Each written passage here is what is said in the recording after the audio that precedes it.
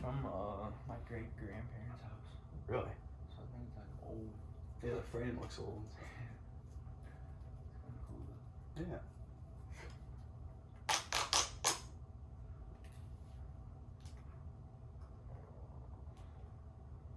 Did it work? Oh. That's alright. What were you gonna look up? I was just seeing if I could connect to it. But I feel like we were talking about something though, remember? I think it was probably the bird cam I was trying to show Oh, you. yeah. It's not important. Wait, did you start it already? Yeah. I can edit it down. But I probably won't. Usually eat pineapple for a snack. Just whatever.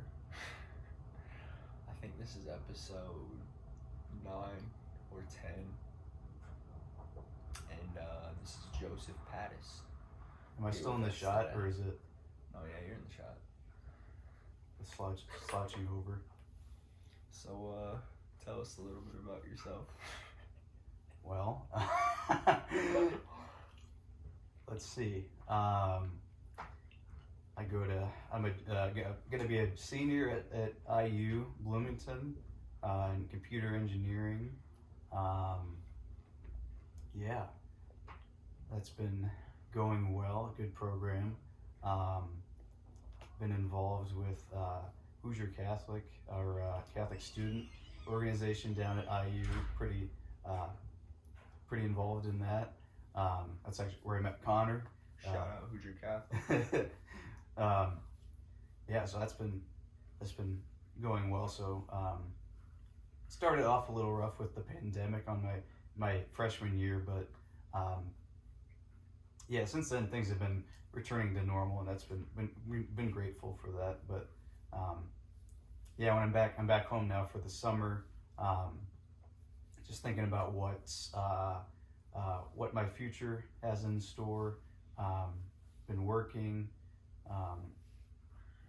Yeah, trying to figure out what will come of me moving forward, and that sort of thing, and just trying to enjoy life too, and have like a stable and productive life. I'd say. Yeah. It's always important to try to have. Absolutely. It's kind of crazy how we met. I feel like, obviously through the Bible study. But Yeah. I would have never thought, like, going into that I would meet somebody from around here. You know. Yeah. I mean, there's a good number of people from the South Bend area that I've met down there. I was surprised. Yeah.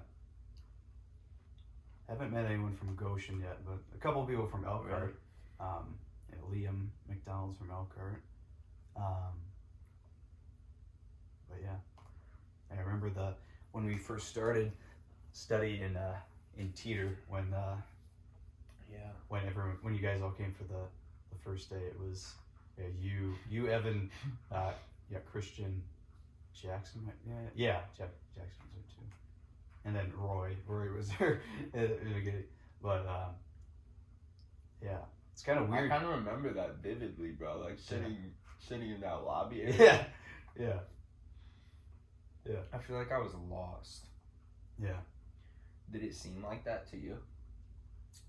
Maybe a little bit. Yeah. I'd say so. Yeah. Just sometimes maybe not paying attention. Trying to tendency to do it, but you know what I mean. You're like, sorry, what did you say? But also, yeah, maybe, yeah. Not knowing. But even like speaking like spiritually too. Yeah. I could feel like I was like searching for something deeper within myself. Right. Yeah. Yeah, I kind of saw that too, I'd say. Yeah. Evan was definitely a similar way too, because for him growing up, his family didn't really practice that much at all. So he was kind of in a similar boat as you, coming to study to try because he was actively at that time actively investigating the Catholic Church and kind of different objections that he had with different doctrines and things like that. So he was definitely like from the beginning very adamant about finding the truth and understanding if there is truth in the Catholic Church, and just seeking out God in that process, and so yeah, it's really interesting to see like for you and for Evan, like seeing that from the start of my sophomore year, and kind of how you both progressed over that time. It's really awesome to see that. To be part of that progression and to see that, because definitely part of being a spiritual leader in any capacity is forming yourself as well, or coming to a greater conviction yourself by seeing the transformation of those that you are leading and caring for in different ways. So that's been a real blessing to see. Evan's like pretty much all in with. Oh yeah, for sure. Faith now, isn't he? Yeah, I'd say like towards probably the end of that fall semester of my sophomore year, his freshman year. Towards the end of that first semester, I think was when his freshman year. Yeah, when he started kind of diving full in, because like I'd always give him rides to mass and to weekday mass and other events too. He was like he was always a go-getter. Like I'm always down to go to different events and things. So he's told me a good number of times how thankful he is for those invitations that I gave him, and also transportation to get to the different events and things that allowed him to gain more conviction about what he was searching for, and also to integrate himself into the community as well. He's become like a really him and Bryce have both become very active members in the parish and in leadership roles too, and just seeing their progression is like I said, it's really inspiring. Really inspiring. Yeah, I feel like those little invitations are so important. Right. Like all the little things, and actually like accepting them, you know? Right. Because that could be the difference of like just a little bit of like belief or understanding that you didn't have, right, that you could acquire in whatever you do, you know? Yeah. Like if you have a calling in whatever you're doing and you feel like there's a reason that you're being called, then you should answer it, you know? Right. Yeah.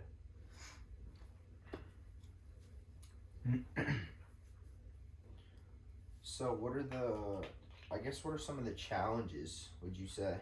I like the term you use, like a spiritual leader. Because I feel like that's kind of universal, you know? But yeah, what are some of the, like, or I guess if there are any, like, are there downsides to you, in the position you're in? For like being a spiritual leader. Things you gotta push through, or like obstacles you ran into yourself to where you're like, I don't know, like you've had any doubts within yourself? Yeah, that's a good question. I definitely say that definitely in the not to call anybody out or not to call you out, just like giving those invitations and with people not accepting them, sometimes being discouraged by people not having accepted them, not calling you or anybody out. But that's a really common thing, like at meetings that I've had with that we've had with among the different discipleship leaders in the community. That's a really common thing, right? You give invitations and most of the time people won't accept them, so you have to yourself learn to accept that no, still keep asking. Mhm. Like even though you don't see what you want to see, you desire them to come to whatever you're inviting them into, but you have to become accustomed to the prospect that they'll say no, and probably most of the time they'll say no, just because that's human nature to not necessarily want to do everything. Like not everyone can be like Evan Job, like accepting invitations to everything and being Yes, man.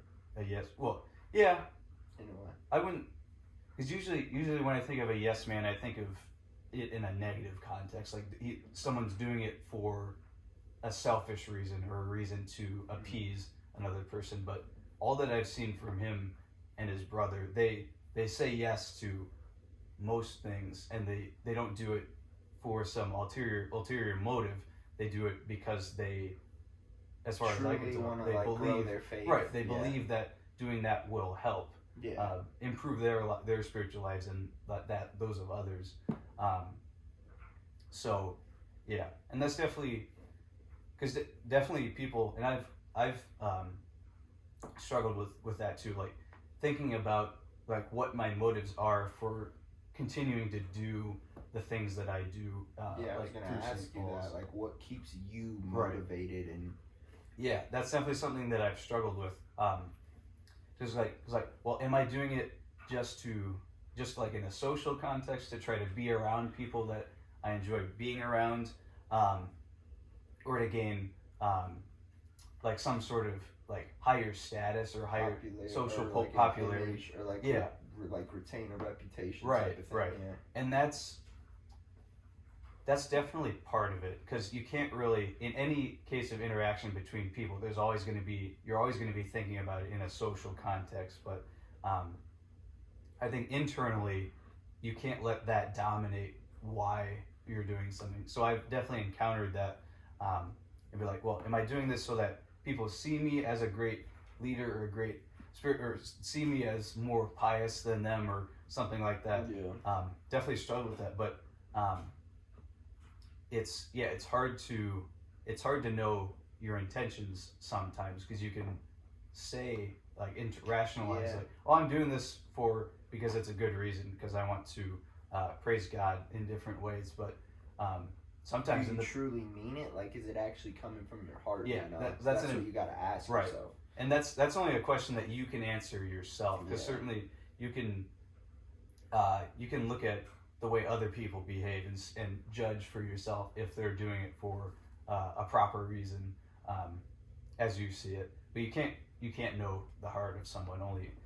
Only God knows the heart of each person. So we, in interacting with other people, we have to judge obviously based on what they tell us from within, because we can't see within.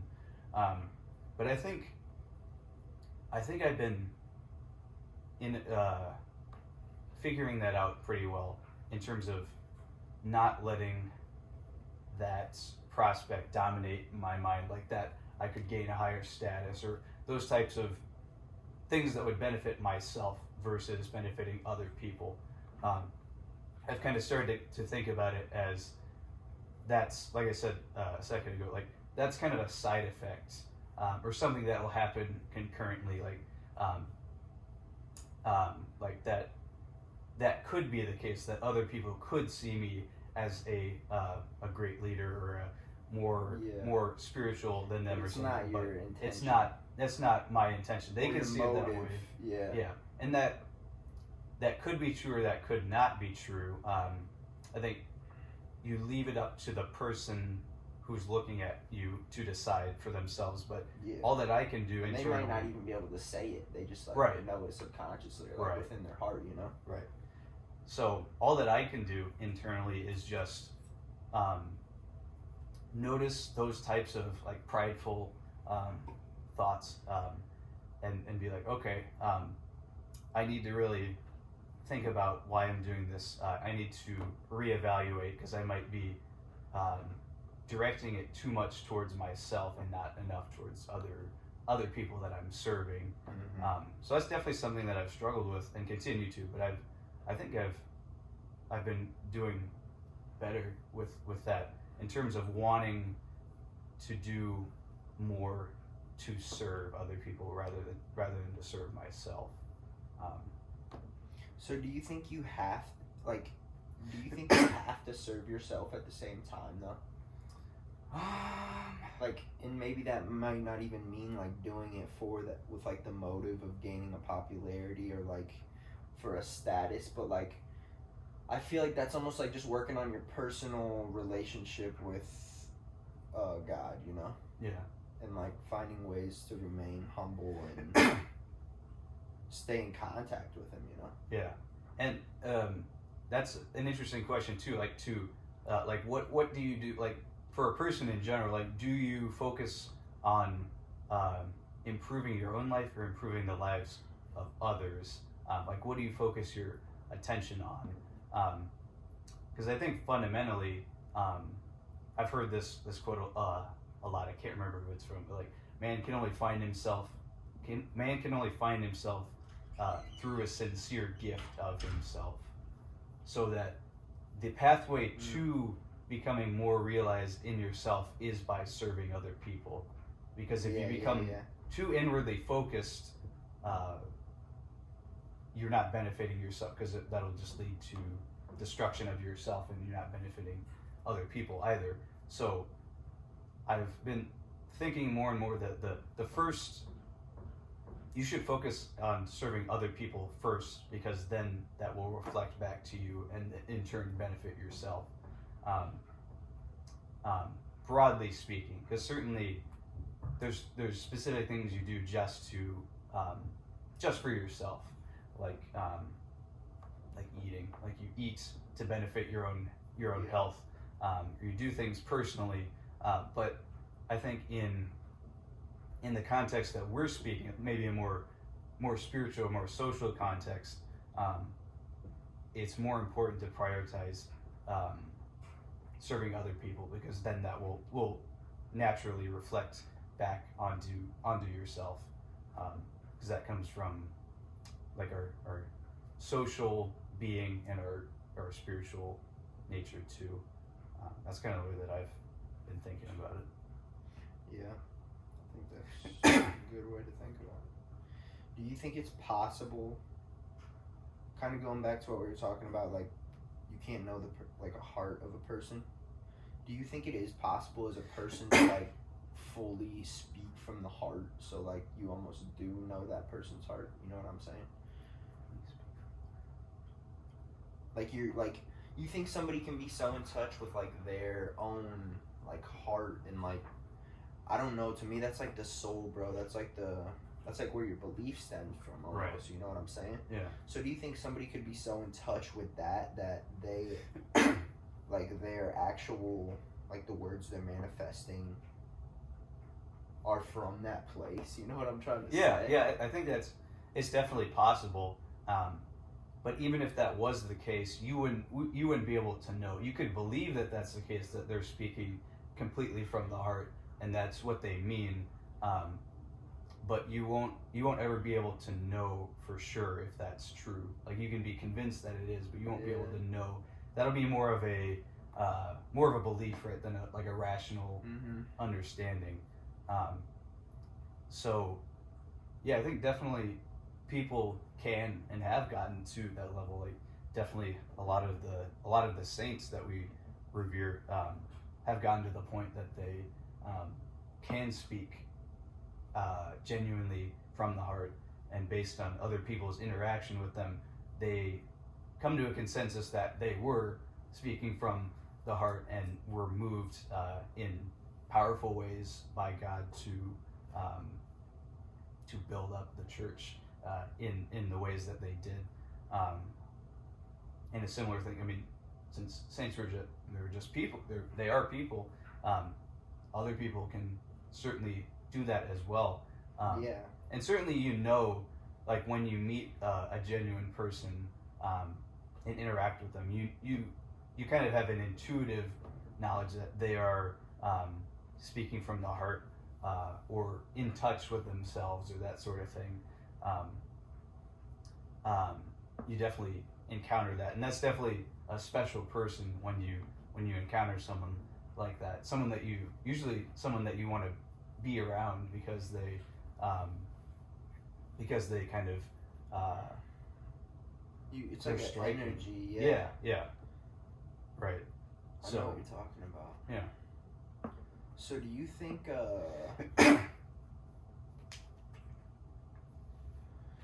a person like that is only limited to the like Catholic faith? Like to be How in do you touch, like, because I'm thinking like, is there multiple like ways to be in touch with that, rather than just a single faith or a set of beliefs? You know what I'm saying? Or I guess it's just what you believe at the moment, but Yeah. Well, the way I kind of see it, it's more of a general. When you say like speaking from the heart, to me that seems like a more general thing. That's kind of it would be universal across any and all belief systems. yeah, that's what I'm thinking too. Is the way that, and belief systems or different faiths, they have core doctrines that allow you to logically understand the God that's referenced in that particular faith. But I feel like, I mean, even people who aren't religious, aren't Catholic, aren't Christian or anything, I believe that people can still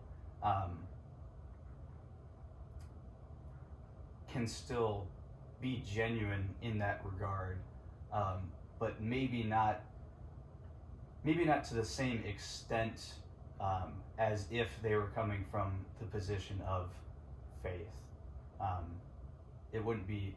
It might look the same between like maybe an a-religious person being genuine versus a religious person, because there's definitely nice people who aren't religious, right? Yeah. I think it's definitely the context or the intent of the person. Like if they're being genuine just because that's the way they are, or they believe it's good to be nice to people, or someone that's being nice or genuine because they believe there's like inherent value in every person, for example, which is kind of which would be maybe a doctrine that or a belief that stems from the faith that they're a part of. So it's definitely hard to look at from a larger perspective because there are so many different religions and different faiths. And it's definitely for anyone struggling with finding the faith that they believe in, or that touches them, strikes them the most. You kind of have to investigate more broadly and kind of look into them in order to discern which is actually true, if you're guided to do that. Because definitely some people don't care, right? Are a-religious or atheistic and don't have any desire to even investigate if there is a God or if that could be possible. So, yeah. I think it just comes down to having something to believe in, you know? Like if somebody believes in something strong enough and they like portray the conviction, I feel like, and then everybody, like if you get a group of people all doing the same thing, then I feel like that's kind of how it stems, you know? I don't know, what do you think about that? Or do you think there's a lot more to it? I'm gonna go to the bathroom real quick. Okay.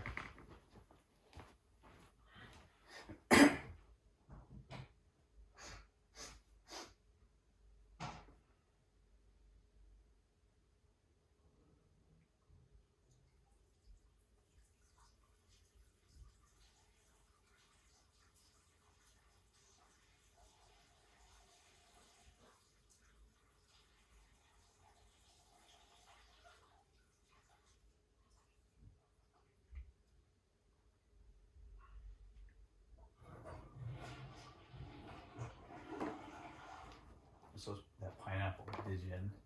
It was good. So sorry, what was you were talking about? I guess I was just making a point almost. But I don't even know if it was a point or a question, but I was kind of just thinking that, like... Well, you said, it was like... If you have a reason to believe in something... Right. strong enough and, like, portray the conviction, do you think anybody could be convicted? I guess is a better question. Could anybody be convicted of... The belief what? Of what that person is believing, or, like, what that person is... Yeah. You know what I'm saying? So if one person is convicted of something, you're saying, like... Yeah. How could they convince other people to... No, I'm be saying, convicted? do you think anybody could be convicted by that one person if they believe it strong enough?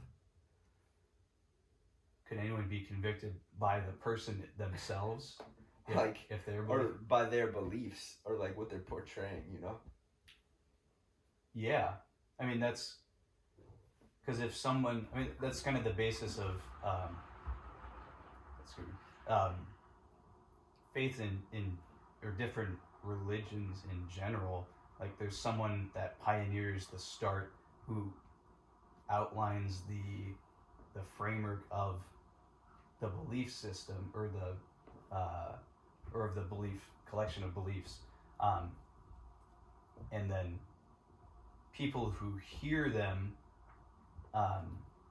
hear what they say and see what they do, like perceive them, and are convinced that that is true.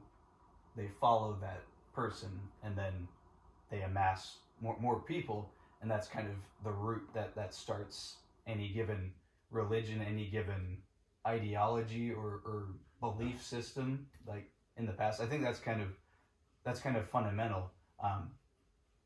And certainly there's been corrupt systems that people follow for not proper reason, like out of fear or out of other reasons. But in the case of religions, when people freely choose to follow a given person or maybe people, and form a group, which then evolves into a religion.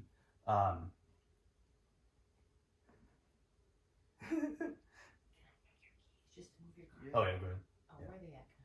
Where's yours? Sorry. No worries.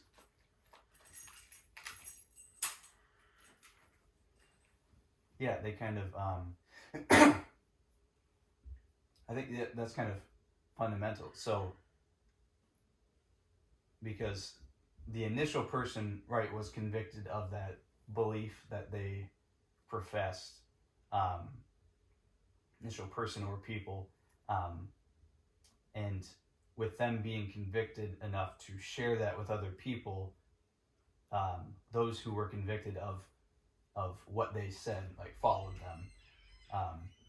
So yeah, I think there's definitely validity to that statement. That's kind of fundamental to, like, the formation of different faiths or different groups of people who share a common understanding or beliefs of the world, or of different things. Yeah, So is that kind of what you're asking? Yeah. So do you think there's an aspect of corruptness that every, like, ideology or religion, I guess, or, like, set of beliefs that somebody form, you know? Is there always going to be corruption? Yeah, but I guess, I don't know, do you feel like that question itself is kind of opinion or belief based, you know? Because it's like, one person might have one set of beliefs, but then they're looking into another, like, set of beliefs, so maybe their opinion is biased, you know what I'm saying? Because their beliefs kind of contradict in a way. So then they maybe would say that, like, they are corrupt, you know? Yeah, it's a tough question. Well, I'd say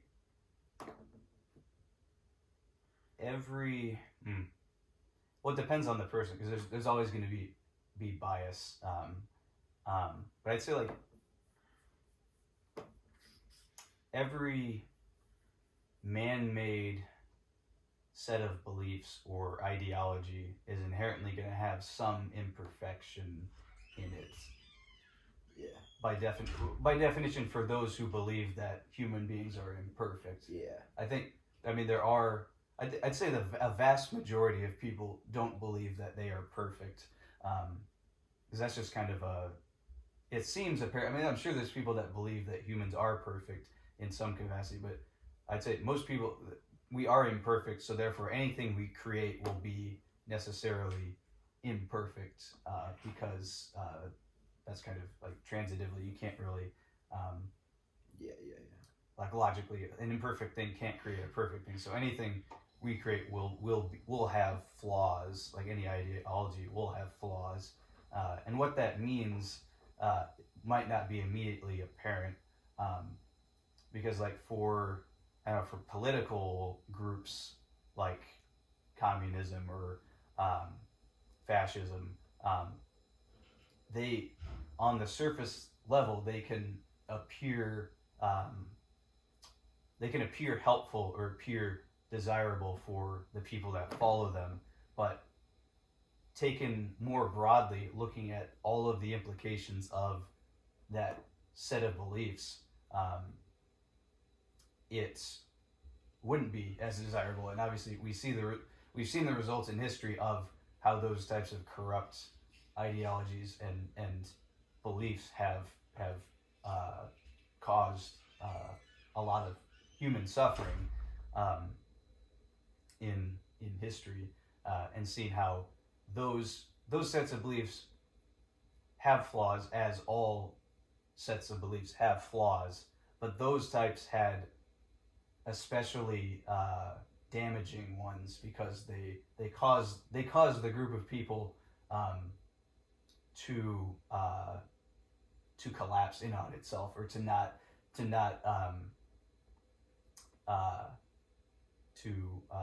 uphold the safety of people, or different things like that.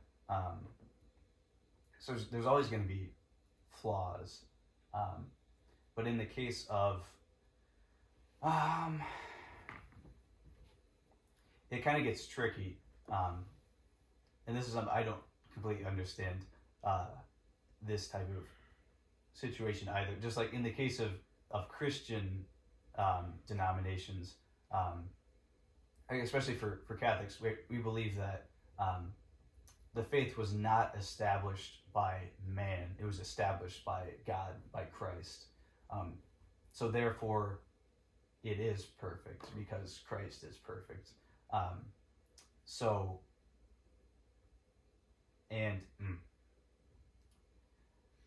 that kind of, it'd be different from other beliefs that were just established by imperfect men, and certainly there's people that don't believe that Christ was God, right? And in that case, they wouldn't believe that Christianity is perfect because Christ wasn't who he said he was. But for those that do believe that he is God, right? They believe that the faith that he established is perfect, Coming and that, from God. right, that sort of thing.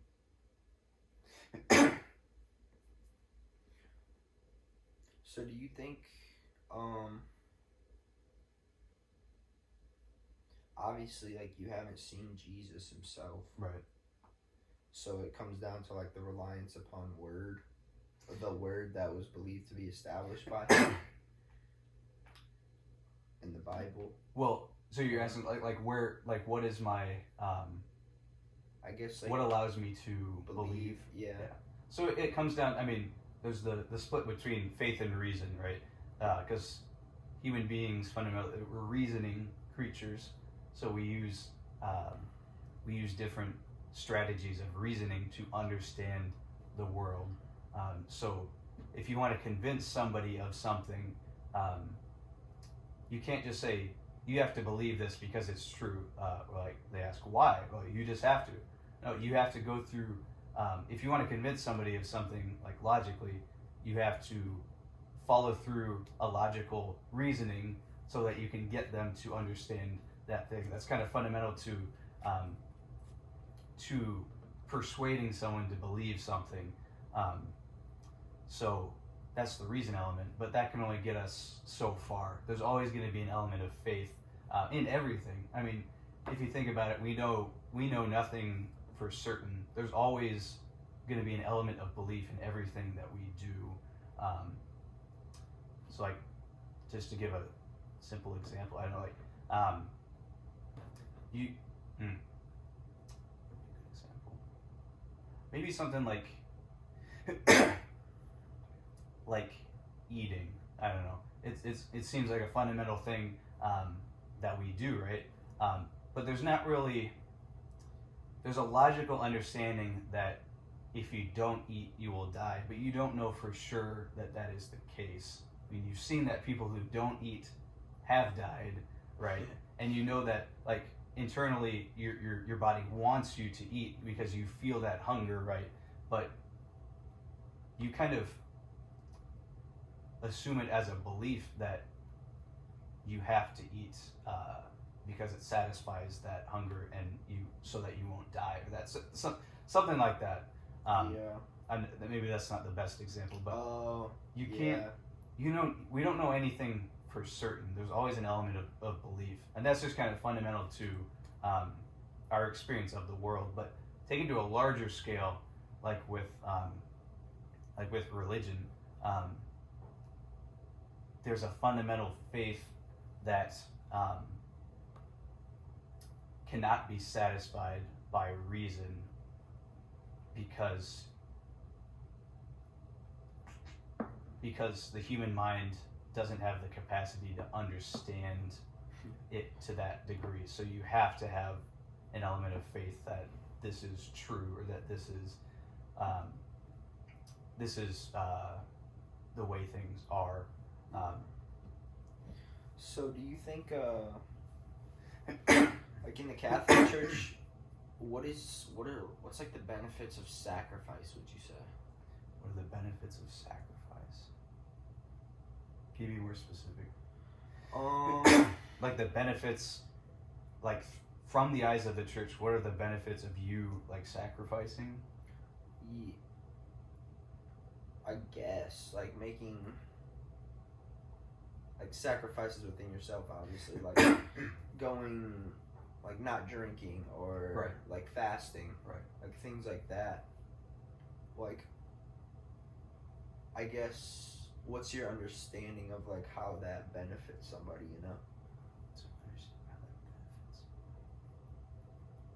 Like from a Catholic perspective, or from I guess just any perspective. Just any. Yeah. So the question, just how does sacrifice benefits Yeah, the person? I guess so, yeah. I was asking it that way because, like, you're a Catholic person, you know? Right. But yeah, I guess just your experience, how has sacrifice benefited you, yourself? Yeah, it's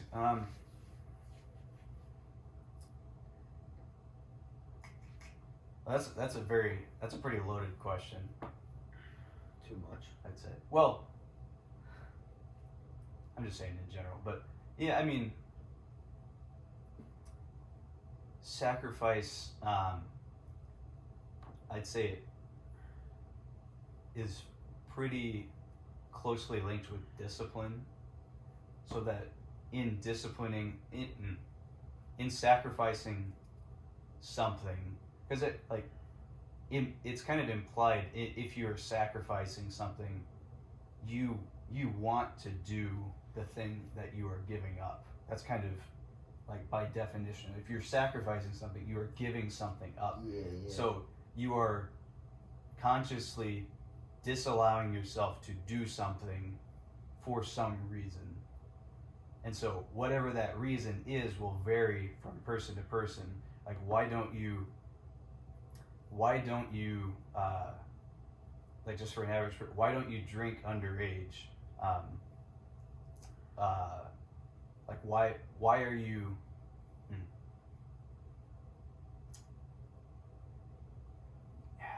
or maybe taking an example of, like, What about sacrificing? I guess what I was trying to get with this question is like, do you think it's beneficial to sacrifice the structure of beliefs you understand? Is it Meaning like, I guess basically to question them. Or Well, like, it's always good to question. Yeah. It's always good to question what you believe, because you shouldn't ever naively believe in everything that you hear just because. I mean, you should always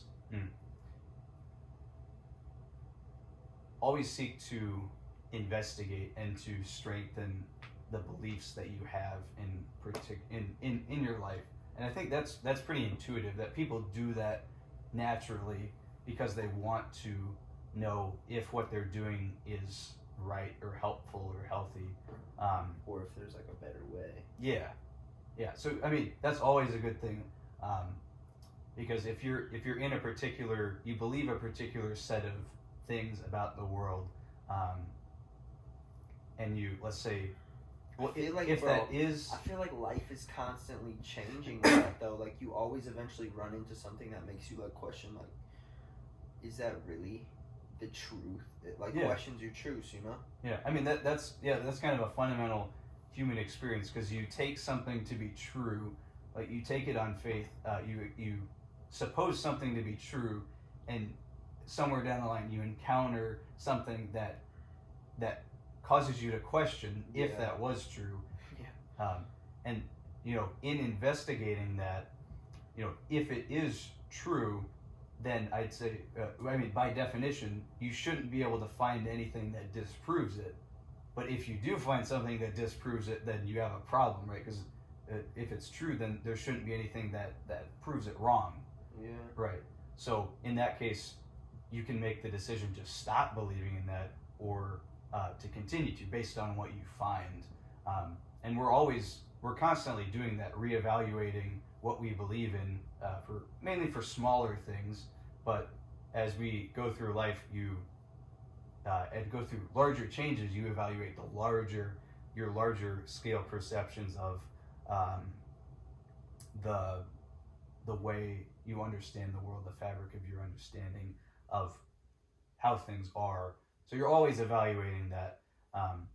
It's always a good idea to investigate, never naively believe something, because if you naively believed that someone, like just a random person, they could potentially harm you if you believe in them, and that's where like trust right comes into. Yeah, trust is definitely a fundamental thing between humans, right? Because like we said before, you can't ever know the heart of another person. Yeah. You have to trust that what they say and how they react and respond to the world is the way that they are, and that they don't, in the case of harm, they won't harm you. You trust that is the case, and move along. So you're always, in a social context, you're always evaluating whether someone's trustworthy or not. Yeah. So what do you think makes like somebody gravitate towards another person, like whether they are like convicted by what they're saying and like think that they're able to trust them? Wait, was the question, does someone again? Wait, sorry, can you say your question again? What do you think like makes somebody gravitate towards another person, and like build, like form a connection almost, Yeah, it's in your definitely perspective at least. Yeah, definitely. I mean, looking at the way someone behaves, like paying attention to the way someone behaves, and evaluating that, as you see it, or as you can tell, will lead you to kind of rating how trustworthy they are, or how, in the case of trust, or in the case of like how true, or how like how authentic they authentic, come across, yeah. But do you think that is like, unique to that single person, because like like one person's understanding of authentic could be completely different than another person's. For sure. But I think that there's definitely a lot of overlap. There's kind of there's a lot of overlap in how people think in general. Like definitely everyone thinks differently, but there's a common framework that unites the way that that people think. So I think that, I mean, based on what I know in my experience, is that most people, if there's a particular like authentic person that you're speaking about, from the perspective of most people, they'll be able to come to a consensus that they are authentic. Like they relate to them and connect to them in Right. some way. Yeah, and that displays the importance of consulting other people, not relying only on your own judgment, but on the judgments of other people. Yeah. And that also requires trust of those other people, that you trust their judgment. So you consult other people to see what their thoughts are on a particular thing. And in the case of whether someone's trustworthy, you trust someone's judgment to tell you whether they think they're trustworthy. You kind of have an interplay, a dialogue between persons, that sort of thing. Do you think? What do you think of this saying? The only truth is that there is no single truth. The only truth is that there is no single truth. Well, it kind of contradicts itself, Right. doesn't it? Yeah. And I've heard, that before, that there, like the statement that there are no absolute truths, which is like, there are no absolute truths. But that statement itself, right, is an absolute. It's claiming to be an absolute truth, that there are no absolute truths. So, yeah. But then it's just like, it's almost like nothing, because it's like, I guess it depends on the intentions of who wrote it, because is he writing that with the intentions that, or whoever is writing that with the intentions thinking that this is an absolute truth? You know what I'm saying? Well, or is he just stating that? You know? Well, that's kind of a logical statement. I think that any number of people could write that statement, because like it's a logic. It's claiming a logical thing about the way things are. So you do agree with it in some ways? No, not. I'd say I don't agree with that type of statement, that there are no absolute truths, because one, I mean, like you said, it contradicts itself. So logically, you can't accept that, because. But then it's almost like you not accepting it is like. It's like validating it at the same time. You know what I'm saying? Because then it's like, it's not an absolute truth, you know? Well, if you don't agree with that, but that's a tricky question. Yeah, that shit's kind of crazy. You don't agree with that, there's no absolute. I gotta go to the bathroom. There's no.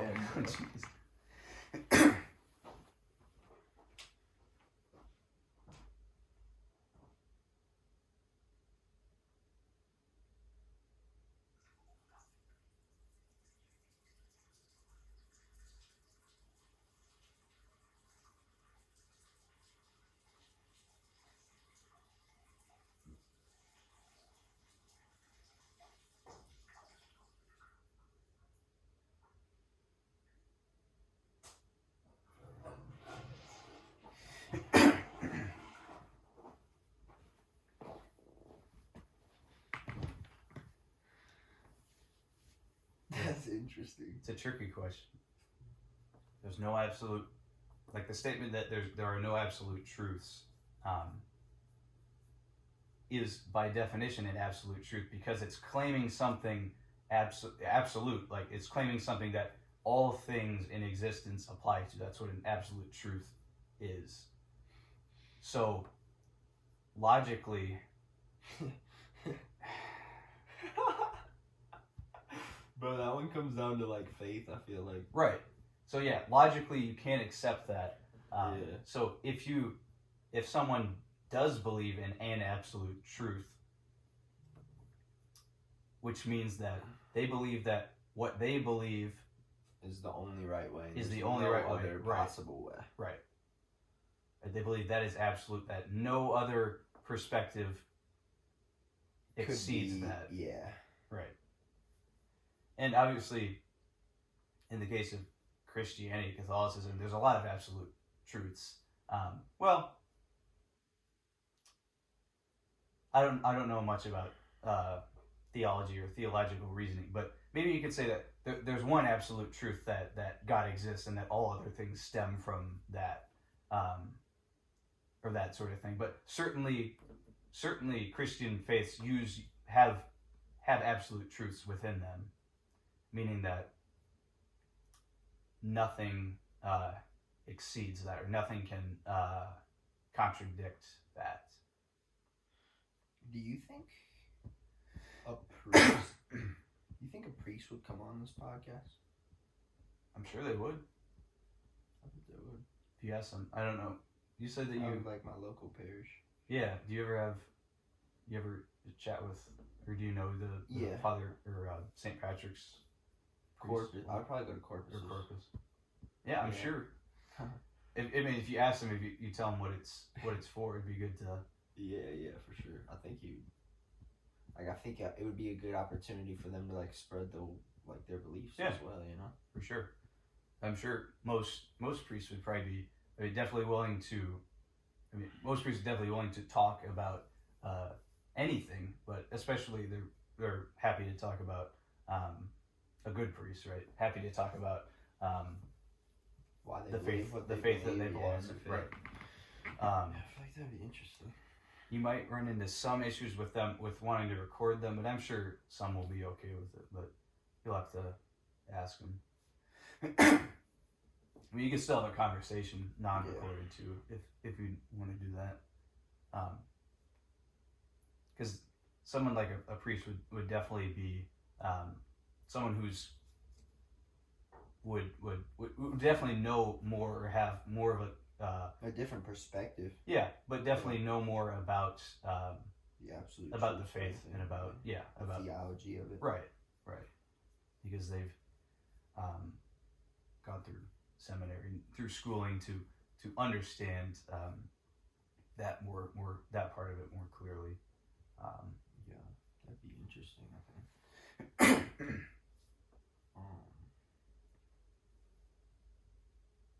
Yeah.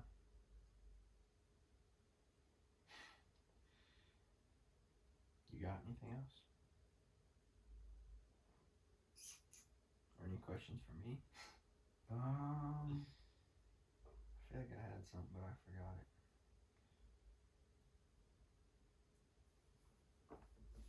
You gotta have something. I don't know. I'm not really good with coming up with questions.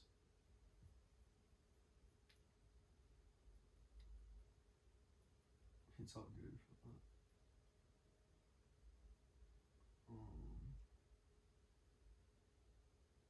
Maybe we could get your answer to maybe some of the questions you asked me. I was gonna ask you about just because I seen your shirt and it reminded me of like I wanted to know what you kind of thought about like all the AI stuff. And what's your major again? Computer engineering. Yeah. Where do you think that's headed? Like AI stuff. Yeah, like have you heard about like even like music that's being like AI generated and stuff like that? Yeah. Like that's kind of crazy to me. Yeah. So like general thoughts or like a particular idea. I guess just general thoughts or like anything that you feel like it's headed a certain direction. Or if you agree with it or disagree, I think it's good or pros and cons, you know? I mean, I don't know all too much about AI or the current state of AI. I haven't really done too much with it, but as a general understanding, right, just as a general idea, like AI is entails creating machine intelligence, because obviously, like we've discussed, we have cognitive intelligence because of the structure of ourselves, like the way that we have faculties for understanding the world, and we have intelligence, right, because of that. So the idea of creating artificial intelligence, right, is right creating. I mean, in that, I think in the broadest term, it would entail creating anything that is man-made that has intelligence. But obviously, in this case, most cases, it's speaking towards like electronic, right? But computer systems, because that's kind of where human technology has gone to, right? It's to the point where it can model the intelligence of ourselves, right, and even exceed it in some cases, right, in terms of what we're capable of. So I think, I mean, definitely, like in the same way that the invention of the computer has been very critical or very significant in our development in the development of new technologies which improve improve our quality of life as a species, or our capabilities, right? Because any new technology will give some new will be a new tool that we can use to do something. So computers obviously have been critical in this new age, and with them being as powerful as they are, right, that kind of sparked the advent of wanting to create an intelligence out of that, because some might argue that the way that our minds operate is reducible to like algorithms. Inferior to it, yeah.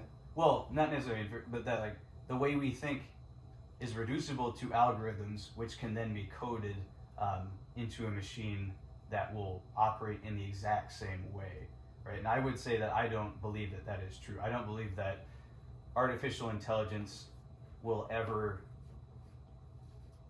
I don't think we will ever create something smarter than us.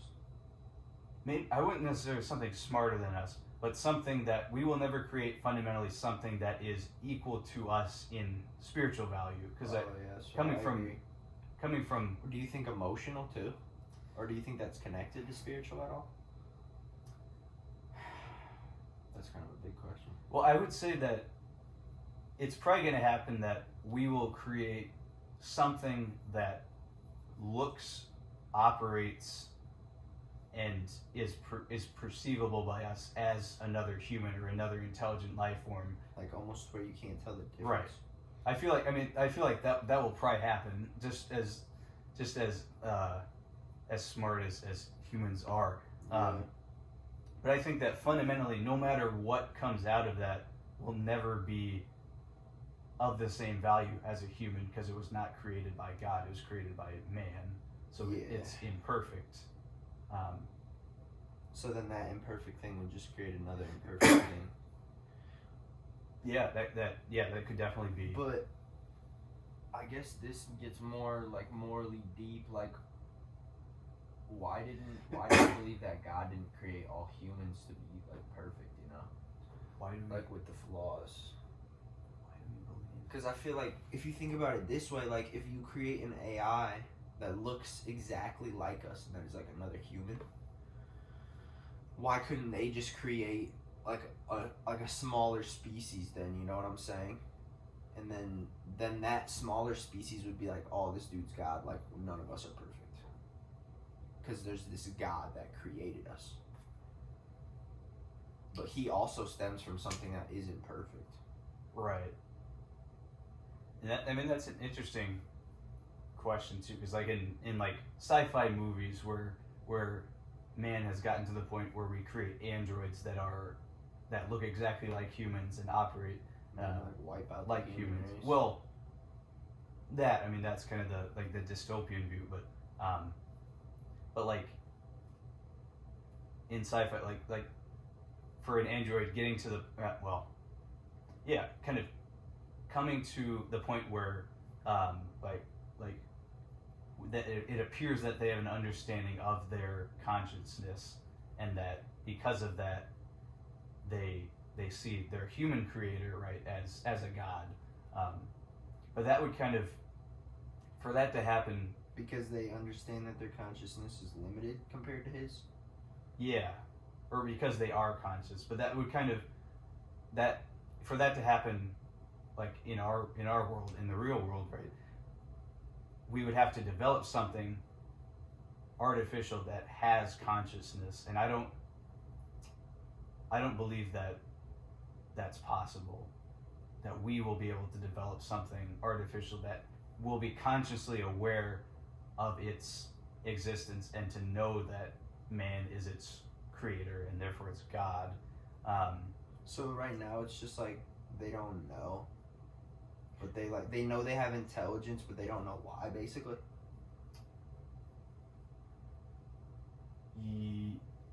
Yeah, I mean, yeah, it's kind of, I think things are getting to a point where the intelligence of the AI systems that we create, we can't reasonably understand how they operate.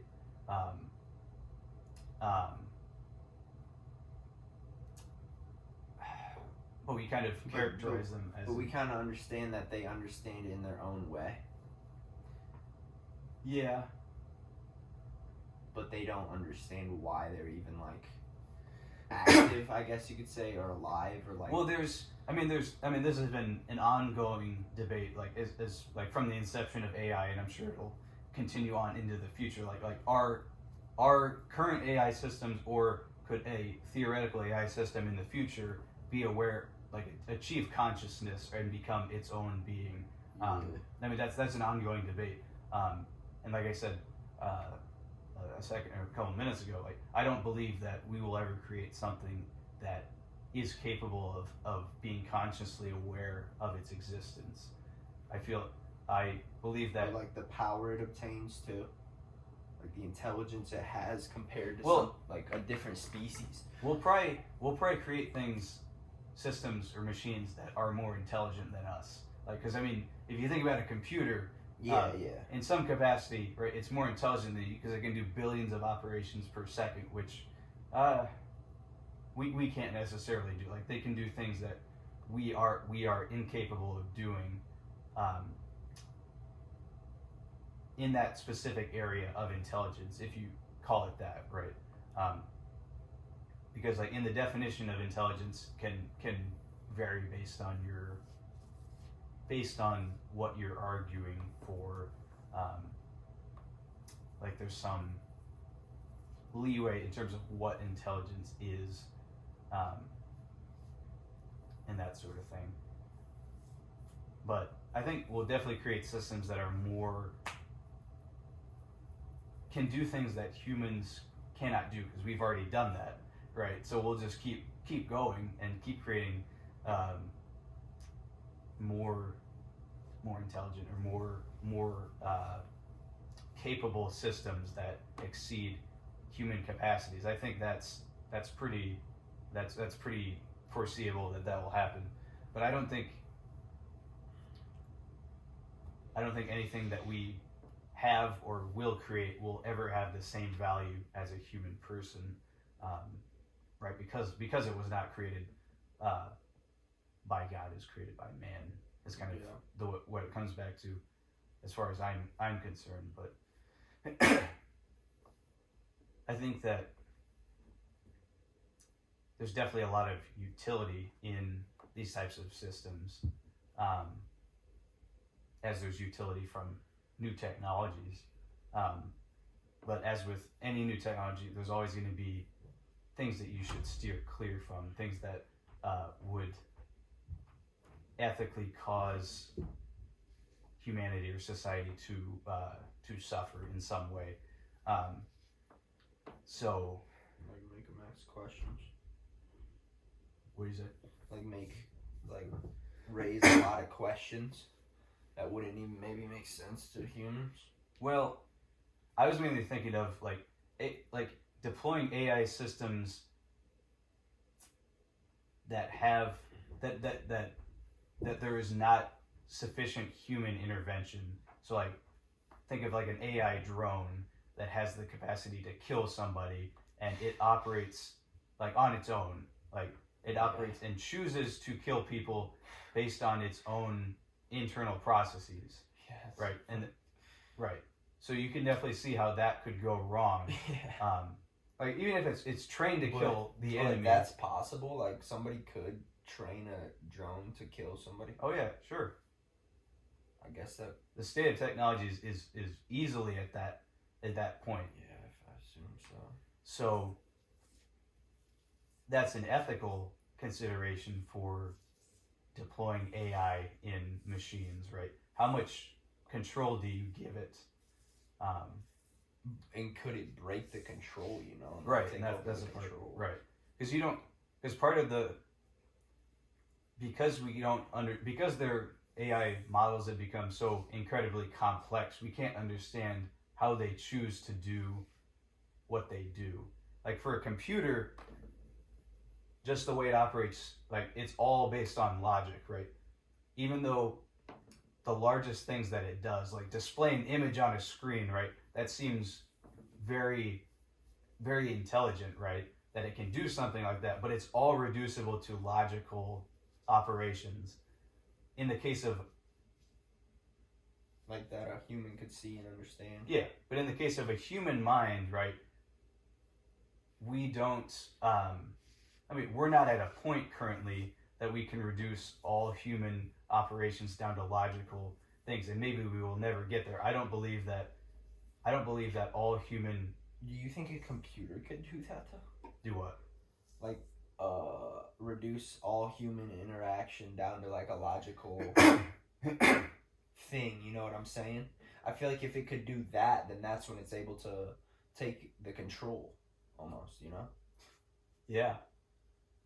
So yeah, that's a good point. Theoretically, if If a computer model was able to reduce, like, if it was able to reduce all human operations to logical choices or decisions, it could emulate a human because it understands every possible thing. Yeah, or exceed it if Or it understands how to like take that next step. You know what I'm Right. saying? And yeah, if it is the case that all operations, cognitive mainly, because bodily, it's pretty easy to see that like bodily operations in the human body or in organisms are pretty logical, right? There's like molecules that interact and do specific things, right? It's pretty understandable that they're deterministic, that they happen based on a logic, but it gets more complicated when you look at the brain, right, and the cognitive aspects of a person because of how incredibly complex it is. And you shouldn't assume, just based on principles of logic, you shouldn't assume that just because something is so incredibly complex that you can't understand it. Yeah. You shouldn't assume that, but I think as humans we do assume that because right. no one's really fully understood it, you know. But who are we Right. to say that a computer couldn't? Right. That could be possible, but I think I don't believe that. Because I guess that's natural intelligence, we could say. Like the human or just human intelligence. Right. But I don't believe that all human cognition can be reduced to logical operations. Yeah, I don't know either. Right. Because I think by kind of relating it to spiritual matters, right? It's not only like within our minds. It's not only, or from my perspective, from like the Christian perspective, it's not only the neurological things that are occurring, the operations of brain in the physical world. That's part of it, but there's also a part of spirit interacting with that in ways that we can't and maybe never will understand. So I think because of that.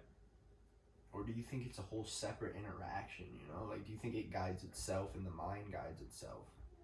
No, I mean, from Catholic theology, I mean, all parts of the human person are interconnected. Like, we're a composite of body and soul. So, the body cannot live without a soul, and the soul cannot live without a body. They are integrally linked within ourselves. So it's never one thing that operates independently. They're intimately linked. I guess maybe they like sacrifice for each other. You know what I'm saying? Like, if one chooses one thing, then the other thing might not want to choose that, but like they come to an agreement. But yeah, I mean, that might be a way to lose a part of something that they didn't want to, you know? Yeah, that could be. But yeah, I don't understand much about, or I don't know much about that type of theology for the person, and I don't think there's even much to know, because you can't logically, like, scientifically study the soul, because it's not physical, right? Yeah. The physical, or the soul, do you think AI could develop a system where it's like they understand a concept that they can't understand, like, for example, how we understand the soul, and then that becomes like a foundation of religion for them almost? I guess that's interesting. That's an interesting idea, yeah. That could be. But I think that because by the definition of Catholic doctrine, that or Christian doctrine, or other, not just, I mean, there's plenty of religions that believe in the soul. Because, or from the Christian perspective, because the soul is entirely non-physical, there is no physical entity or being or process that could ever understand it, because there is nothing, because something operated entirely in the physical cannot understand something that is entirely non-physical. Yeah. Because as far as it's concerned, it doesn't exist. Yeah. So that's kind of... Because that's the same way we are, though. Because I feel like I pretty strongly believe that there's a soul and like a spiritual aspect to everything. But it also, how could I know for certain, you know? Because I feel like that comes down to faith almost. Yeah. And then it comes down to, is it just a concept in my head, you know? Yeah. And you won't be able to know. Yeah. Like you said, it's always going to be, when speaking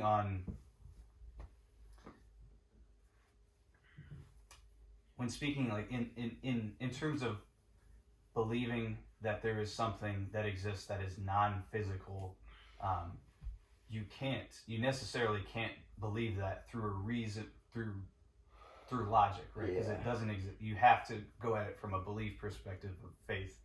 And that's where I come down to saying, like, do you think like the AIs could develop a similar like structured of mindset where it just comes down to like they believe in something, but they can't understand it themselves? You know what I'm saying? Because like if they're trying to understand the soul of a human, like as far as we know they can't. But if they can't, then it's like that comes down to faith, and that almost becomes like their God. You know what I'm saying? Because I feel like, I mean, for us, well, based on our perspective of God, like, it comes down to faith. Right. We can't fully understand if or how he works and moves, you know? Right. I mean, that's an interesting point. That, like, you're saying, like, maybe an AI system could get to that point where it looks like a human mind, and because it can't understand logically the way a human operates, which created it, which is kind of like it's God in a way, you know? It creates belief that that is the case. So it kind of maybe validates that the process that occurred in the human Yeah. is true as well, or that you kind of see the parallel there. Yeah. Is an interesting point. And then it creates like a set of beliefs based around that, even though I can't fully understand Right. it, you know what I'm saying? Right. But I don't know if that would mean like it would wipe us out, you know what I'm saying? Well, Or if it would just be, or if it would tolerate living with us. yeah. Well, I mean, definitely. I mean, there's plenty of movies that are apocalyptic, right? That the AIs destroy the humans, and maybe that could be the case, right? We definitely have to be careful of how much power we give them because we have direct control over them. Like we're their creator. Yeah, as of right now. Right. So we need to be mindful of that. That's definitely a consideration for that because I mean, there's definitely that could be dangerous, right? To like with the drone example, if you give destructive power to an AI system and don't regulate it, it could go rogue and haywire. right. So I mean that could definitely happen. That's But it something can to happen consider. with like small, like even the slightest control. Like I feel like if you just give it that little bit, then it'll like naturally just build. You know. I don't know if it'll ever reach a point to where. I mean, all this is just like concepts and theories, you know. Yeah, and it depends on the type of AI system you're looking at too, because some types of AI systems can't learn quote unquote, and some can. Like there's something called machine learning that the AI model can learn and change based on what it encounters. So you train it on a particular set of data, and it creates understanding in some way of seeing that, and from that it kind of it orients itself to operate based on that training data. Yeah. But it can also change based on new data that it collects. So I mean that's definitely a critical question. Like can a certain model build itself and continue to learn like exponentially? Yeah. That's definitely an ongoing question or debate, because there's definitely systems that have done that and have learned Like a a lot. rapid amount. Right. Like an unexplainable amount almost. Yeah, I mean to a certain degree, because like for like Chat GPT, have you heard of? That's what it can like write books and Yeah, it's like stories and it's stuff. a text-based model. You enter a prompt, and it takes that prompt and gives you an output. So you can say like, I don't know, people have done a lot of crazy things. Like you can type like write a paper for me on this topic, and then it spits out an output. And like I said before, there are so many. It's called a neural network. ChatGPT is.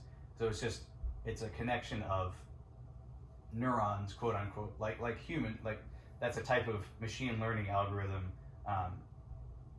that has a cluster, like rows of neurons that fire with specific inputs.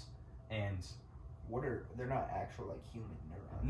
no, they're encoded into a computer, but they operate similar to human neurons. But I've heard that ChatGPT has like billions of neurons of rows, which come close. I mean, as humans, we have I don't know, like tens of billions of neurons in our brains. So certainly you can create a computer system that has more neurons, right? But will it operate the same way as a human brain? That's up for debate. But you also can't, with so many neurons, you can't reasonably, I mean, you can logically look at how an output was created from the input Of neurons. but there are billions of interconnects and tens of billions of neurons. You can't understand how they connect, almost. or like where they're drawing the connections from. You can't. I mean, you can look at it directly, but it would take a long time to understand that. And maybe the connections are so you can't understand how it made certain connections. Yeah. That sort of thing. And that's kind of an idea like that. That complexity emerges out of many simple units, and that's kind of like the way our body's biology works. That there's trillions of these cells, right, of biological cells that perform simple instructions themselves, but when they're assembled into a multicellular organism like ourselves, the complexity grows exponentially because of how many there are. So it's a similar idea like with neural networks. There are so many that the way it operates is not immediately apparent. Mm-hmm. And it's a similar thing with us. There's so many neurons, it's not immediately apparent how we think, how it operates, or what that even means. That comes back to not understanding how we operate. Yeah. So then we have to think that there's something else, you know? Like there's got to be a God. Like there's got to be something that understood it to a higher degree than we can, because we can't right now. Or there's an aspect that we can't understand to it. You know? Well, right. Yeah. So yeah, like some people might come to the conclusion that because there's so much complexity, like within ourselves and within the world, and so much order, they can jump to the conclusion that there must be a God because of all of this order and. I guess it's what you got to decide whether Complexity. you think there is Right. like a connectivity between it all, or if Right. it's just all. Yeah, but a different person might look at it like a more scientifically minded person might say, well, look at all this. Well, we can understand the smaller level processes that operate within these, and if you just expand them to a higher level and have a very large amount of time, right, it'll develop independently. Meaning that all things evolved deterministically, right, like in a logical way, just based on the structure of the universe of matter and that sort of thing. And that's definitely Just like evolution. yeah. I mean that well. What? How do you mean with evolution? I guess to me, evolution is just like the constant growth of humanity. Well, Or like evolution. just You mean us like continuously trying to figure out what is going on, and as that's happening, like I feel like as we're constantly innovating, there's like questions could just continue to be raised, because there never is that like ever like that one truth that Right. like makes everything make sense. You know what I'm saying? Right. So it's like a constant innovation, and it's like yeah. I guess that's what like the concept of evolution kind of is to me in my head. Well, I thought so. You're speaking of like technological evolution, because I was thinking like biological evolution. Because I mean, there's different types of evolution. Yeah. But Yeah, I was thinking like technological, I Okay. guess, or like as like outside of the human, you know, like how we work together, I guess. yeah. But then there's like, are you like biologically? You mean like the processes that work within us? Yeah, I mean like biological evolution, like how Yeah. organisms evolved from Yeah. was it like 4 billion years, however many billion years ago, when the only life on Earth were single-celled organisms, and how this many billion years in the future, complex multicellular organisms like ourselves exist and operate. How is that? Like evolution seeks to Yeah. draw the connection between that. Dude, And- but that's almost like we could be looked at as like single-celled. I mean, I have no idea if this is the truth, but obviously this is just an idea. But like we could, you know how we're saying like we're speaking so inferior of like a single-celled organism, and Yeah. now there's us. Like however that came to be, like what if like we become like the inferior, like, and I don't know if this is even a good way to look at it, but it's again just an idea.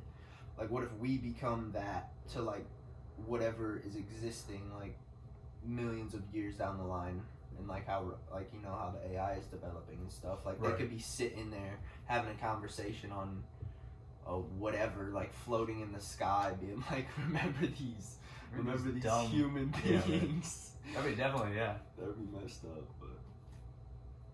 but yeah. I mean, I think that's a really interesting idea. Like the analogy, like zoom, like for the microscopic level, like looking at a cell as an individual unit, but in a macroscopic view, looking at a human as an individual unit and seeing the similarities of like how they both operate, like seeing them as analogs. I think that's an interesting idea.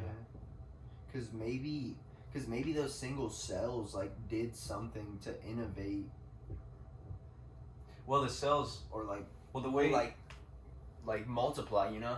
well, right, like the way evolution or Yeah. Darwinian evolution, right? The ones that are more fit for their environment will survive, and the others will die, and that's how the evolution will happen. Like the evolution is not.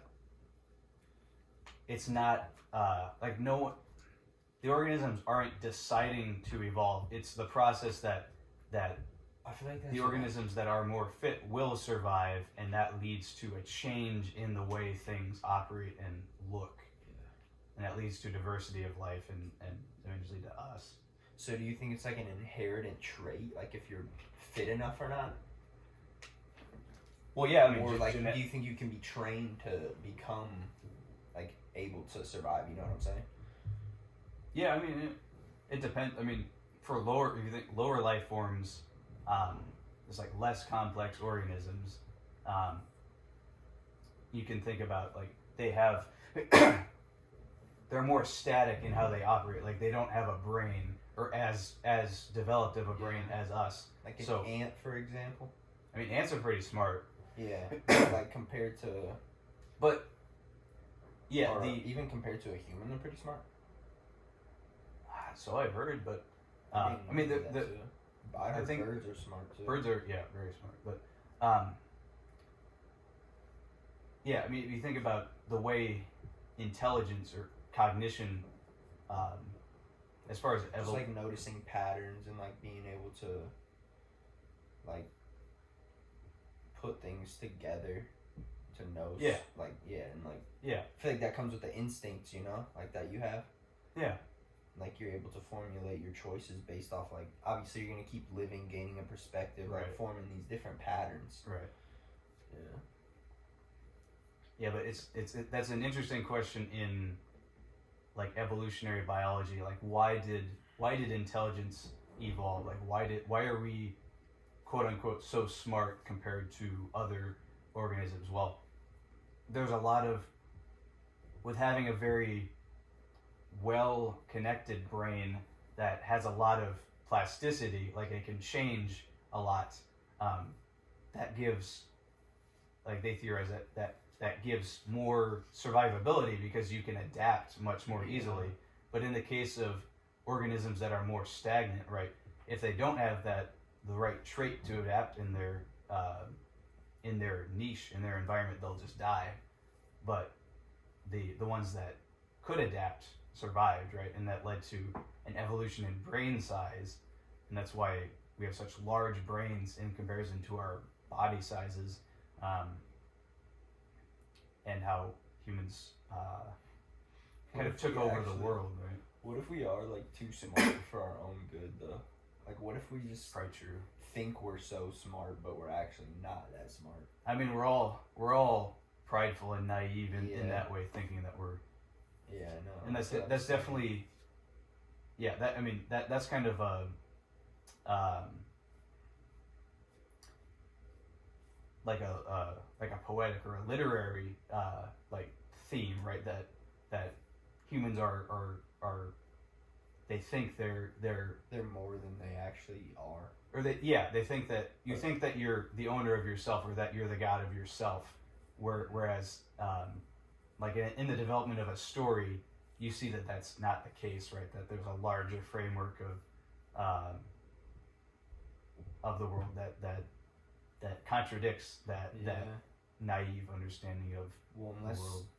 until there's like a human that shows they can like conquer the whole world. You know what I'm saying? Like, but I don't think that could ever happen.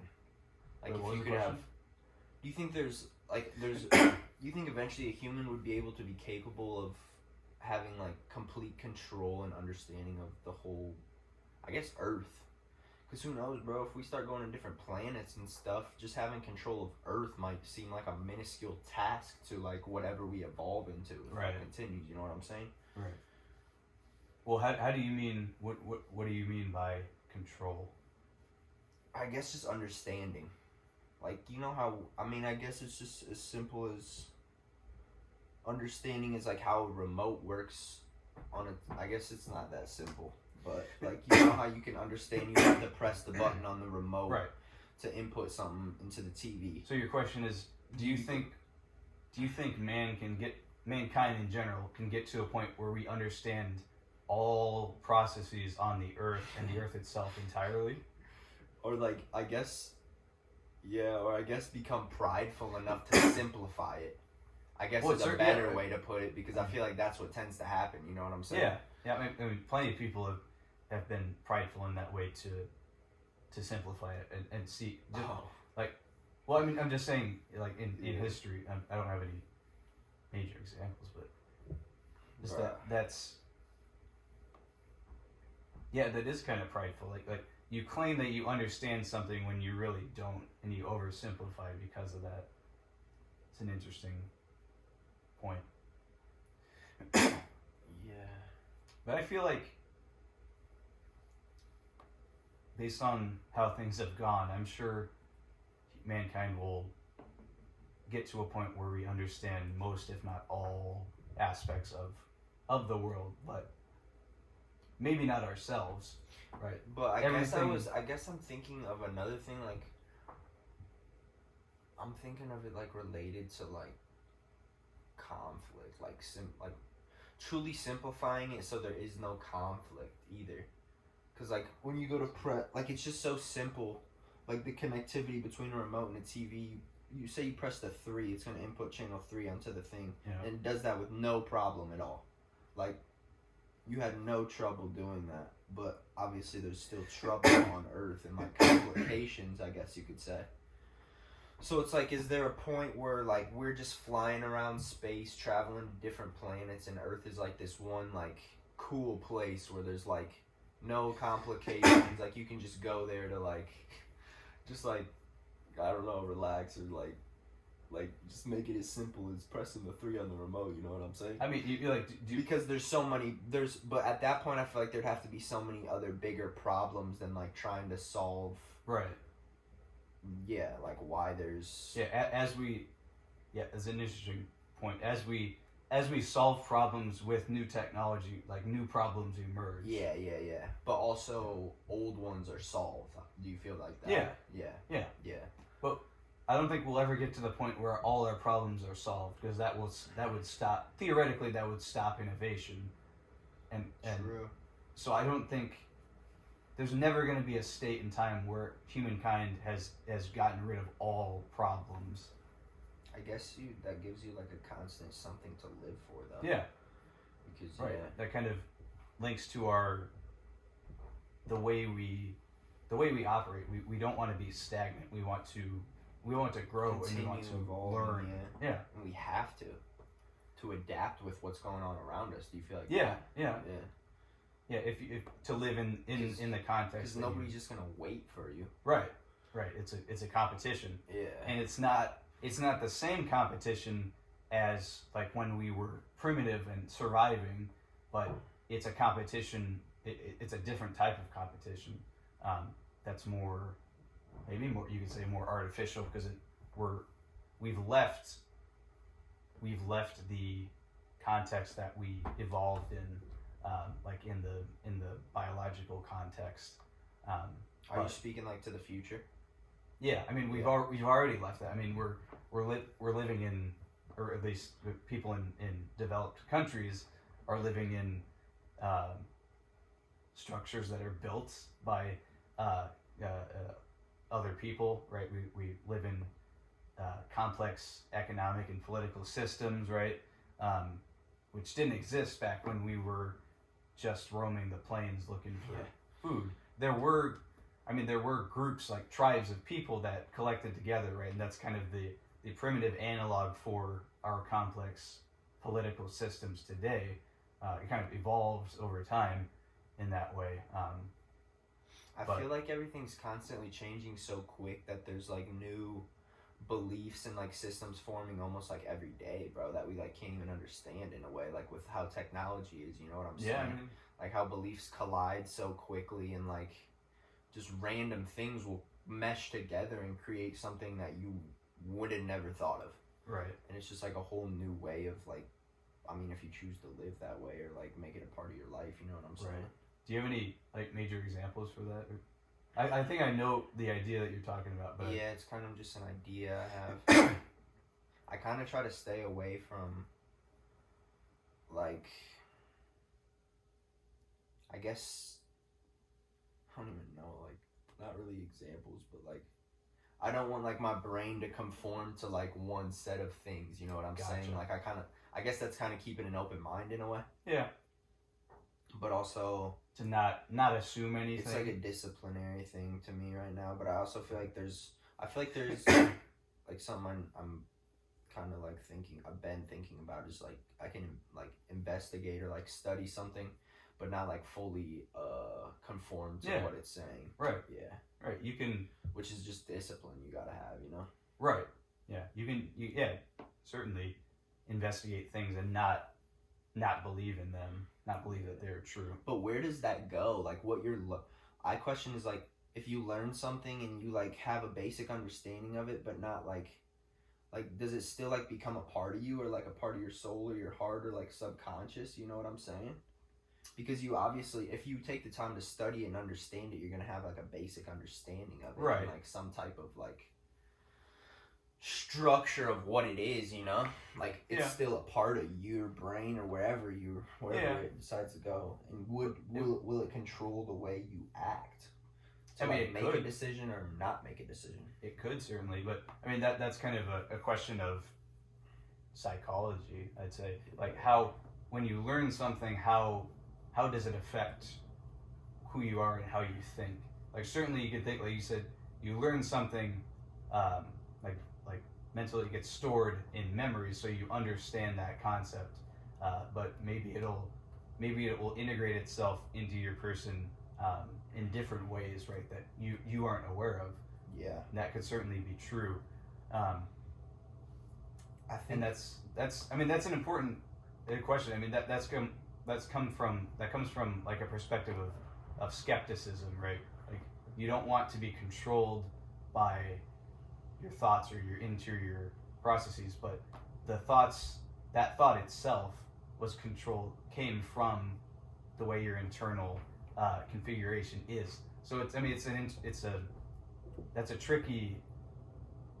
really tricky psychological question, like of like what is your true self, right? Because you always constantly changing and learning. Like you can't. How do you pin down? I don't know if there ever is, bro. Like if you're constantly evolving, you know what I'm saying? Right, and there may not be, but. Or I mean, I guess your true self is who you are in the moment, but I don't know if it's possible to understand that fully. Yeah. But maybe there's a core all self. At once. Maybe there's a core self that orchestrates all these things. Yeah, that's what I feel like is like your soul almost. Right. Yeah. Yeah. Dang, I just had a loss where I was thinking, but it was what were we kind of just talking? Oh yeah, I was feeling like I do believe like in the subconscious kind of stuff, like in that place, like that stuff you have a basic understanding of. Yeah. Is stored somewhere, you know. Right.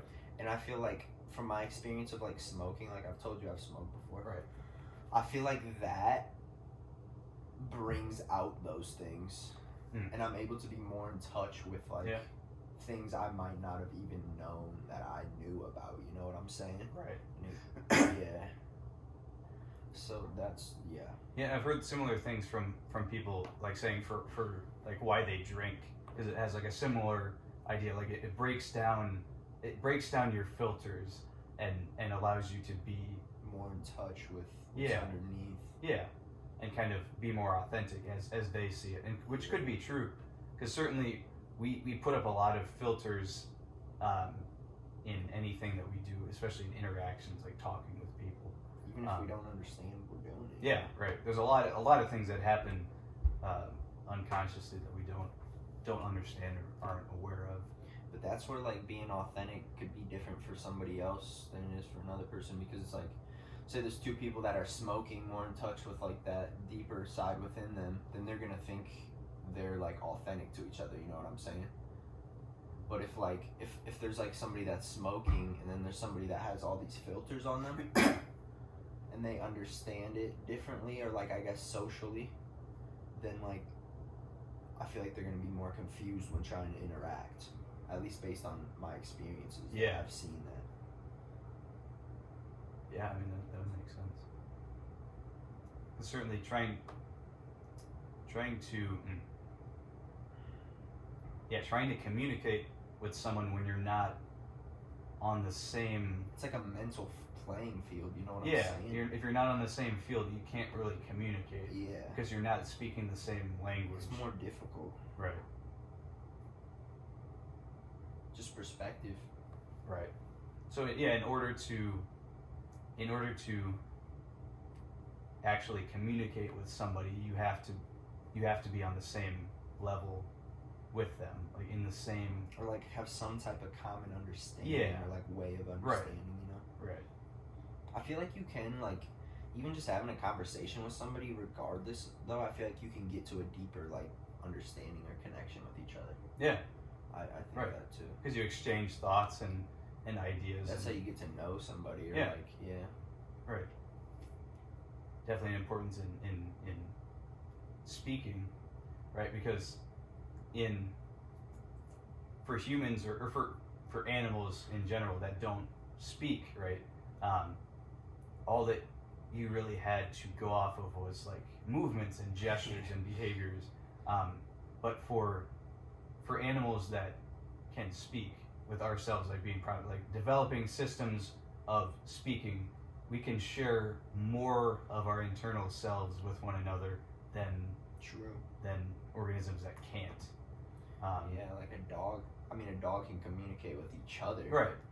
But they can't. But not in the humans and same dog. way. Right. Not in the same way. Yeah, that's interesting. Yeah. That's another interesting thing about AI, I guess. But have you seen a podcast of, there's like this podcast of these two dudes, and then there's like an AI bot. Have you seen it? I don't think so. And it's basically like a third person, but it kind of like adapts to what they're doing. So it's just basically like a third person, and it like evolves with them. You know what they're saying? Really? Like it learns their behaviors and like is able to interact with them in like a similar way as a human would. And it's almost like I was hearing him say that they're starting to notice like it's not even that much different. You know what I'm Right. saying? And like they're just becoming accustomed to like having an AI as a friend, basically. But it's interesting how AI is a whole different, like, doesn't have like the same internal structure as a human, obviously, Right. but it still can communicate with humans on the same, like, by speaking the same way a human can, you know. Right. But I guess it comes down to like where's the intention behind the AI coming from? But that's something Right. almost we struggle to understand within each other, human Right, to yeah. human. So it's like, Yeah, how are we so gonna understand it? it's Like not gonna coming happen. from robot to Yeah. robot to. And that's kind of an interesting point there, because I think I said it earlier, but like I feel like we'll probably get to a point where we can create an android that, like a machine, an AI machine that looks like a human, Mhm. that is not distinguishable from another person. I feel like that's not outside the realm of possibility, which is a scary thought, right? To interact with something that you don't know if it is a human or is not. Yeah. That's definitely an ethical consideration. Like, should we even do that? I would probably say no. I would probably say no too. we should make sure that we Bro. always know The difference, right. like at least have like a mark or something. because that could lead to a lot of problems. Especially like if, dude, that's really weird when you think about them like creating like you know how they'll take like create a human being, like don't they like take eggs in in sperm and put them in like an incubator? Yeah, I think. So what if they found a way to like attach that to what they're doing with AI? You know what I'm saying? How That's weird. To How think so? about. I don't know how they would do it, but I feel like that would just create a whole nother layer of like questions. You know what I'm saying? Right. Because if it's like, or I'm saying like, what if there's a way AI could reproduce human life? I guess is what I'm saying. Right. AI. Like a biological human, or just No, like, you know how you were saying like, you think an AI could like basically be disguised as a human? yeah. Um, But what could be disguised, but wouldn't actually be a human, right? yeah, but they would have like the internal processes of an AI. Yeah. Right, is what you're saying? Yeah. Yeah, I guess I don't know what I'm saying. Yeah, and it's kind of confusing because in like long ago, like before the age of computers, right? It was pretty. I guess what I'm trying to say is like, what if they found a way to like the internal processes of an AI, like all the computer stuff? What if they found a way to interconnect it with like the anatomy of a human being? You know what I'm saying? And like the biological Like processes, and make like this human person. You know what I'm saying? But Like it's make still, a- but so it can reproduce life.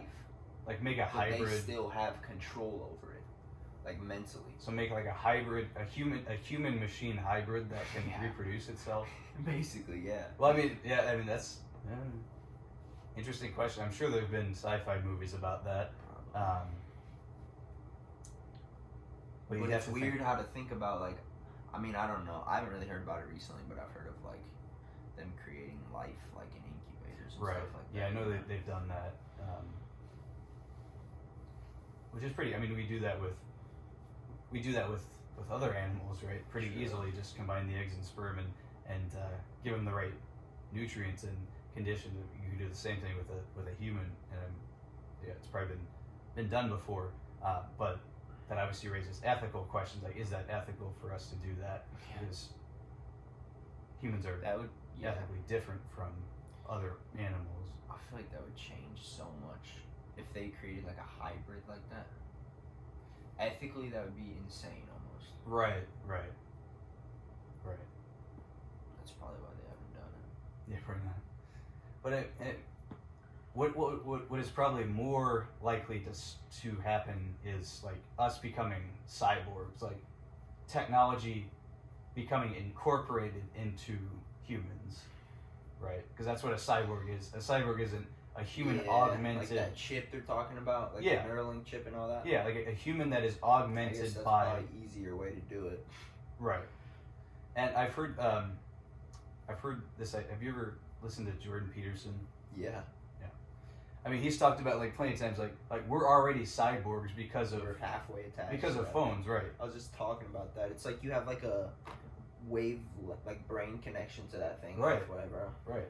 Because of the capacities that this device has are so far out of the scope of what we are capable of doing as biological humans that it's insane, right? That the things that we can do with this in instantaneously connecting to other people and many other different kinds of things are insane. And for how attached people have become to their phones and other devices, right? We're already cyborgs in that capacity.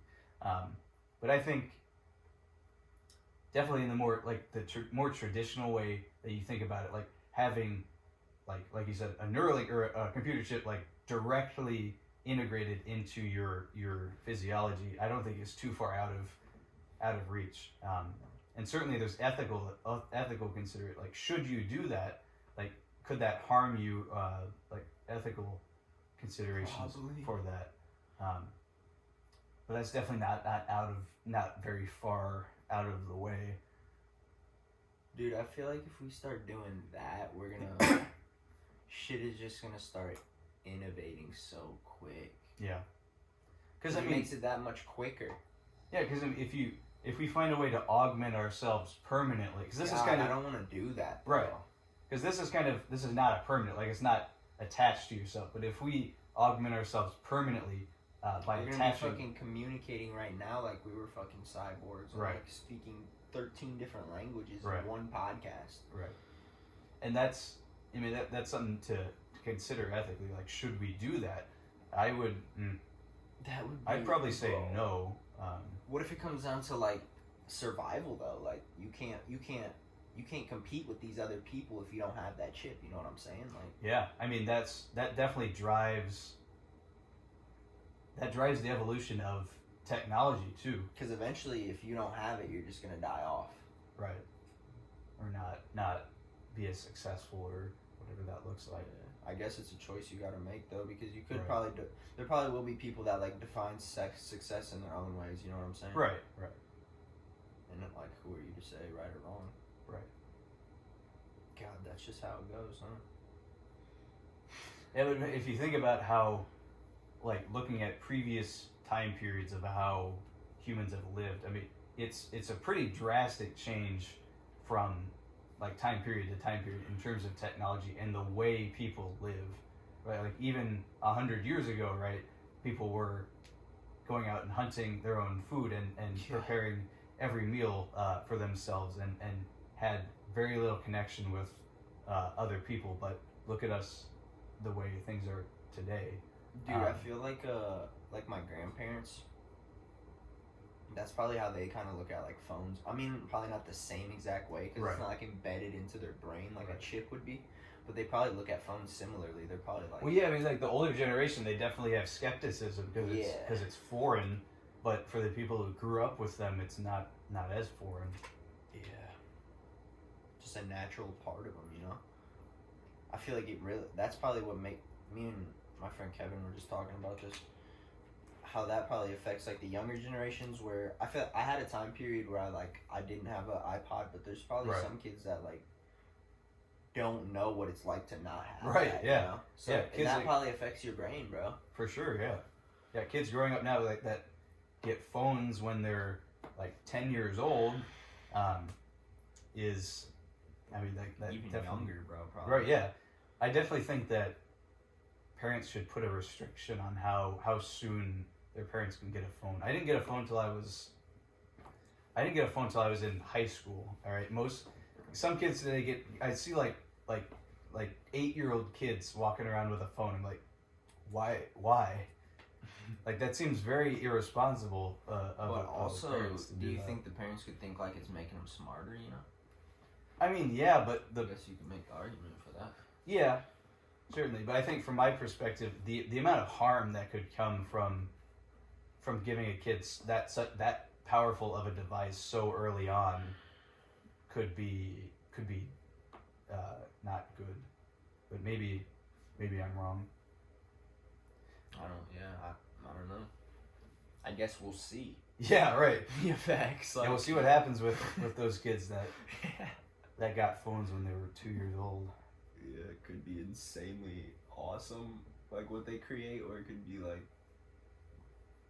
they don't even know what they're doing. Right. I guess it's just how stuff evolves too, if they hit it at the right point and stuff, you know.